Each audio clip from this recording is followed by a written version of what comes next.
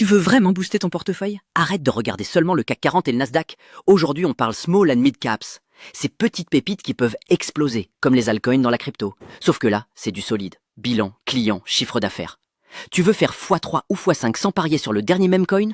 Regarde ça. C'est Jordan Belfort, AI Finance Mentor, et aujourd'hui, je te présente en 90 secondes ce que sont les actions small et middle caps, et pourquoi elles peuvent te rapporter gros sur le long terme. Les small caps sont des entreprises cotées avec une petite capitalisation, souvent entre 50 et 500 millions d'euros.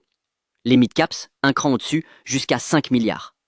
Ce sont souvent des boîtes innovantes, encore sous les radars, mais avec une croissance bien plus rapide que les mastodontes du CAC 40 ou du S&P 500. Leur volatilité est plus élevée, mais le potentiel de rendement est exceptionnel. Tu vois les altcoins?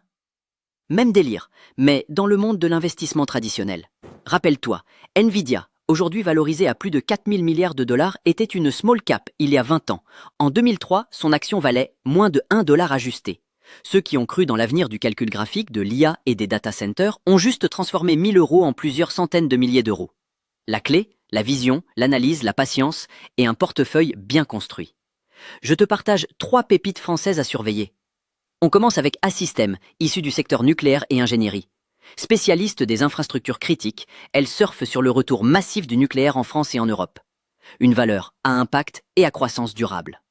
Ensuite, l'entreprise LDLC, tu as dû sûrement en entendre parler, du secteur e-commerce et IT.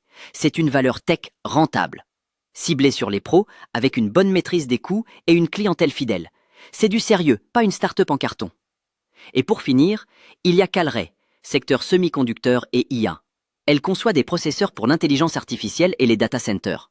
Petit revenu pour l'instant, mais gros contrat en vue, potentiellement une fusée à déclenchement différé. Pourquoi c'est intéressant maintenant? Omapto devrait baisser d'ici fin 2025 avec un cycle de politique monétaire accommodante pour les prochaines années. Les investisseurs vont chercher de la croissance. Et c'est là que les small caps brillent. C'est le moment de se positionner avant que les institutionnels ne reviennent.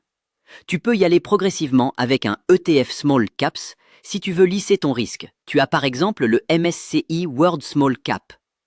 MoneyMap, c'est pas que du contenu, c'est une stratégie. Tu veux voir plus d'intelligence financière expliquée simplement et concrètement? Abonne-toi. Et n'oublie pas, la clé, c'est la régularité et la diversification. 3% par mois, c'est mieux qu'un coup de poker.